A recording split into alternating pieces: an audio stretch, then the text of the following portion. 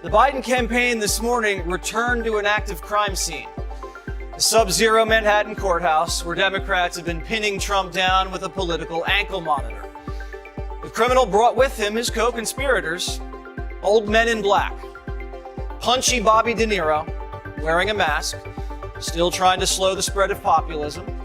Robert De Niro, there's something about being a star where you think your opinion's more important than anybody else's. And you can go give a press conference, and he obviously has been very vocal from 2016 that he hates Trump for whatever reason. Maybe they have some personal thing. You think Trump ever threw a punch himself or took one? This guy who ran and hid in the White House bunker when there were protesters. Robert De Niro thought he was stepping onto a red carpet. Turns out it was a trapdoor. Joe Rogan lit the flamethrower. Jesse Watters brought the popcorn, and what followed wasn't a tribute. It was a cinematic disaster De Niro didn't direct. From tough guy growls to mental gymnastics, this takedown turns a Hollywood legend into a dazed extra in his own unraveling drama. Curious how it all goes down. Let's just say, this isn't acting anymore. It's a full-blown comedy roast. No script, no stunt doubles, no mercy. An actor who plays a mob boss to intimidate the jury before deliberations. Watch. The Twin Towers fell just over here, just over there. This part of the city was like a ghost town. Robert De Niro, once the face of stoic power and gritty realism, has entered his final cinematic phase. Delusional grandpa mode. It's not a sequel anyone asked for, but somehow we all got front row seats. And the meltdown. So over the top, it makes soap operas look like Ken Burns documentaries. Now everyone's heckling him everywhere he goes. Like, instead of just being this cranky old liberal, now you're this guy that is yelling at other people that are Trump supporters, and they're yelling at you. Like, you've opened yourself up to this nonsense. Why? Gentlemen in this world, Democrats, you are gangsters. You are gangsters. Fuck you. Now, every movie you go to, 50% of the population is going to not want to go see that movie. If you're enjoying the video, make sure to subscribe and hit the bell icon because this roast is just heating up. While De Niro's busy trying to outrage his own mob movie characters, two cultural tornadoes just entered the scene. Joe Rogan and Jesse Watters, armed with facts, sass, and punchlines sharper than a Goodfellas backhand. Let's start with Rogan. He doesn't storm in. He strolls in, wearing that trademark smirk, like he just watched a gorilla solve a Rubik's Cube. Made an actor read a script in Lower Manhattan, saying his opponent is worse than 9/11. And then the actor slipped and went off script and admitted he's trying to scare you. In politics, you can't admit you're trying to scare voters. It's not the movies. But watch what happens when there is no script. What's your response to Republicans who say you're running on January 6th because you can't run on Biden's record? I'd say that's absolutely... No yelling, no name-calling, just pure confusion. How did Robert De Niro, once the blueprint of cinematic masculinity, become a lecturing wind-up doll powered by outrage and oat milk? Rogan leans back, shakes his head, and starts connecting the dots. He's not angry, just baffled, and honestly, a little entertained by the collapse. For people in Hollywood that are entrenched in that world is to shut the because as soon as they start talking, as soon as Robert De Niro starts talking, I'm like, Jesus, get that microphone away from him so I can enjoy Taxi Driver. Yeah, it's heartbreaking. Yeah, it's heartbreaking. Yeah, I don't want to hear. I love De Niro. I love those mob movies. Like, I don't want to hear him that he's a moron. I don't want to hear him talking about politics and about Trump supporters, and just shut the up, man. Yeah. Like, you didn't think this through. Like, this is, and he's getting yelled at. He's doing an outside press conference. Like, Robert, you're 80 years old. Don't ruin this thing. You've had this life where you were a raging bull. You know, you were you were in The Godfather. Like, stop doing this. De Niro, once Hollywood's ultimate tough guy, now sounds like the guy at Whole Foods yelling at the cashier for not composting the receipt. Rogan, with years of MMA grit and podcast chaos under his belt, just stares in disbelief. How does a cultural titan devolve into a walking Twitter thread? The man who once radiated stoic menace in mob dramas has turned into a Thanksgiving Facebook uncle, ranting about politics while everyone else is reaching for the gravy. Rogan isn't just confused. He's fascinated. It's like watching a psychological case study in slow motion collapse. There's a surreal mismatch here. Grizzled legacy meets hyperventilating theatrics. And the irony, this is the guy who played mob bosses and Vietnam vets. Now he's yelling into microphones like an out-of-breath substitute teacher trying to control a class that stopped listening in 2003. Rogan smirks and wonders. The most boring interview. He used to sell his movies on Leno and Letterman, and it was like watching a WNBA game.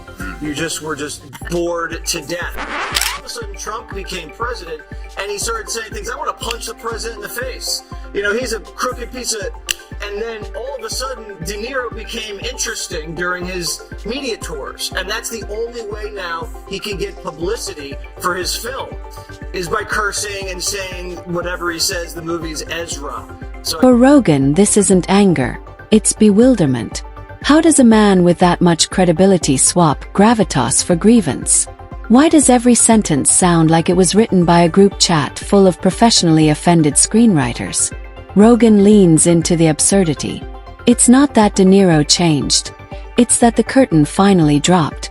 And behind it, a guy who thinks yelling louder equals moral high ground. The irony isn't lost. This is the man who once portrayed unshakable characters. Stoic, lethal, calm as the world burned. Now, he's the guy berating a barista over oat milk and spiraling because his toast leaned a little too libertarian. He's no longer surviving the chaos. He is the chaos, lighting metaphorical grease fires in a kitchen no one asked him to cook in.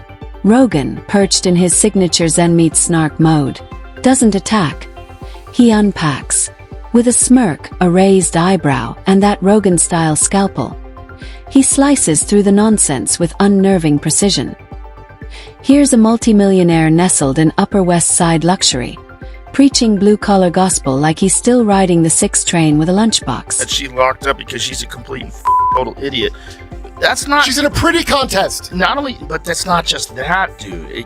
Anybody could get locked up like that. You're on stage in front of people with TV cameras pointed at you. You've never experienced that in your life, and you have a panic attack. It doesn't mean you're an idiot, and that's also Robert De Niro. Here's the guy who hasn't seen a Home Depot receipt in 30 years. Now trying to be the moral compass for people installing HVAC units. The cognitive dissonance. You can practically hear it crackling. Then come the theatrics. The melodramatic pauses. The squinting. The eyebrow acrobatics that scream. I trained at the method acting temple of overkill. It's like watching an SNL sketch that doesn't realize it's satire. Rogan sees right through it. This isn't authenticity. It's accidental comedy. Less raging bull, more raging boomer. And here's the kicker. It doesn't even feel like De Niro believes what he's saying. He's not angry at the world. He's angry the world stopped treating his opinion like scripture. He's not warning us. He's auditioning for relevance. But the plot's gone, the delivery's off, and the audience. They're already heading for the exits. Then enters Jesse Watters, like a smug cat who already knows where the mouse is hiding. He doesn't raise his voice. He doesn't need to. That smirk does all the damage. Where Rogan uses baffled logic, Watters drops satire like it's heat-seeking. He carves into De Niro's public meltdown like it's a Thanksgiving turkey. Methodical, grinning, and just awkward enough to make the kids at the table uncomfortable. Coming up in November. How do you decide who you're voting for? The economy. Whoever tells it how it is. I think about who's better looking. How handsome am I, right? How handsome? Actor Robert De Niro says you must vote for Joe Biden or else. Or else. Or else what? Or else the country is going to be destroyed. We're in great shape now, right? We're doing great. It might be destroyed. Was the country destroyed the first time? It was on the verge, yes. How? Well, it's a secret. Never rat on your friends, and always keep your mouth shut. Yeah, I might vote for Joe Biden if Robert De Niro said it. I'm not gonna lie, he's one of my favorite actors. If he pays me, I don't know, $1 million. Watters hits where it hurts, the contradiction. De Niro, the self-declared champion of truth and justice, now makes less sense than a Hollywood script co-written by AI and a magic 8-ball. One moment he's preaching unity. The next, he's throwing public tantrums that would make a Target toddler look restrained. Watters raises a brow and asks the obvious. How can someone be so loud and yet so incoherent? And then he brings the receipts. Not the paper kind, the kind that sting. He lays out De Niro's real-life behavior like a highlight reel of hypocrisy. The angry oracle of coastal elitism, preaching democracy from a gated driveway between wine tastings and overpriced sushi orders. Just when you think he's done, Watters flashes that grin that says, "Let's go again." He calls out the selective outrage, the designer morality, and the performative virtue signaling, all wrapped in silk scarves and spoken like gospel from a luxury zip code. Watters paints a brutal portrait, a man who's confused volume for value, spotlight for substance.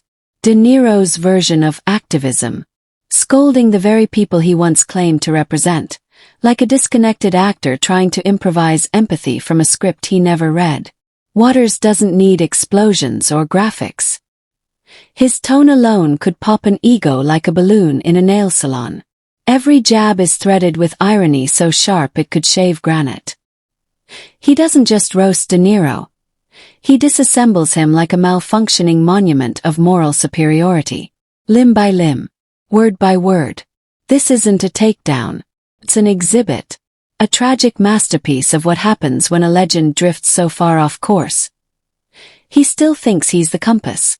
He asking Robert De Niro about is two things. Yeah. Awesome movies and divorce. Yeah. Like, yes. Tell me what happened to you. I would you love to ask with about the that. divorce. Tell me what happened if you want to talk about it, and tell me what happened to you with these awesome fucking movies. I don't need to know jack shit about his politics. Well, he doesn't. That's the thing. He just tells you he feels a way. That's all he's got to say. Yeah, but it's almost unfair to have a guy like that on a public show and talk to him about politics. Do you know what it reminds me of? Watters doesn't just point out the hypocrisy. He drags it under a spotlight center stage and hits it with jazz hands for good measure. De Niro wants to talk tough, but Watters gleefully reminds us, real tough guys don't whimper when challenged. They don't need applause to validate every opinion. And they certainly don't break down when their Yelp review isn't 5 stars. Then comes the piece de resistance, the hilarious gap between De Niro's filmography and his real-life persona. The man who once played gangsters with iron fists now acts like his cappuccino came with too much foam, and not enough adoration. It's a full-circle embarrassment. Like watching Travis Bickle return, not as a vigilante, but as a drama coach in a community theater, rocking jazz shoes and emotional baggage. As the takedown unfolds, it becomes poetic. Rogan breaks down De Niro's logic like an MMA commentator watching a fighter shadowbox with his own ego.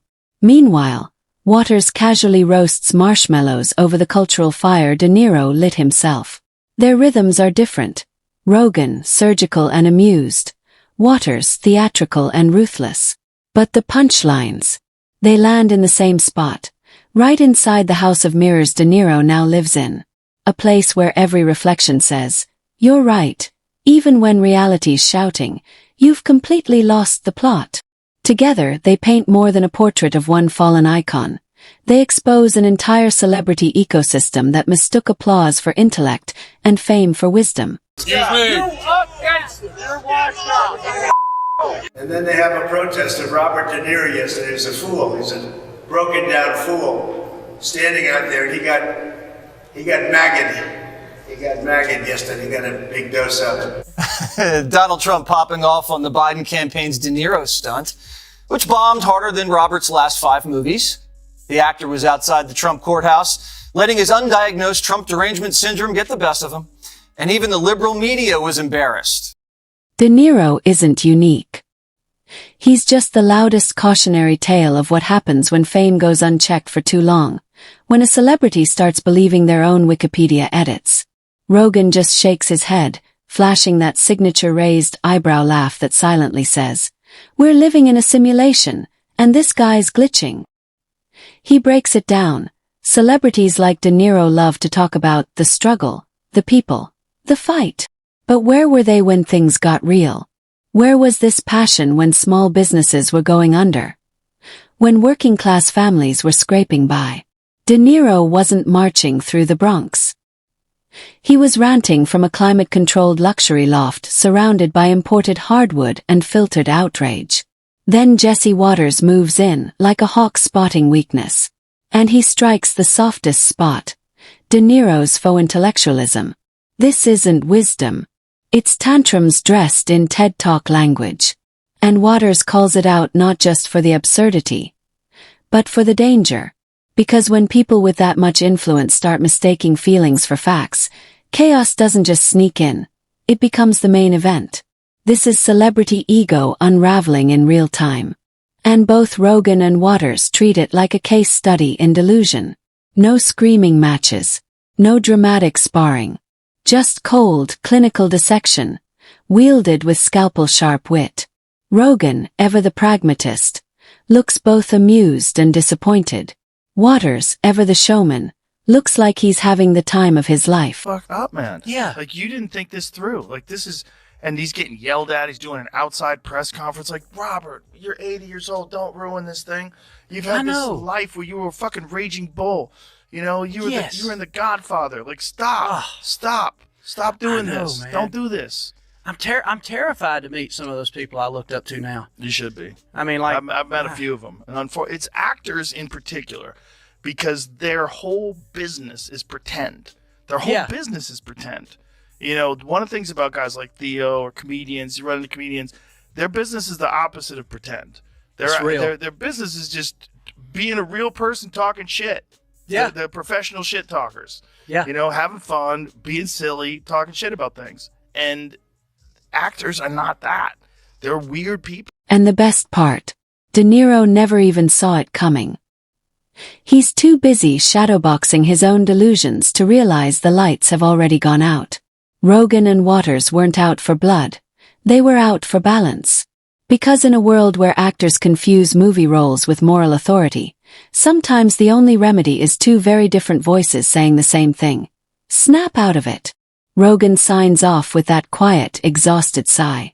Another one bites the delusion. Watters wipes away his smirk and gives the camera that look. Half amusement, half warning. If De Niro can unravel this hard, who's next? And that's what makes the message land. No shouting. No debate stage. No face-to-face clash. Just two cultural commentators, standing on opposite ends of the ideological map, meeting in the middle to pull back the curtain and reveal the emperor in boxers, shouting at clouds.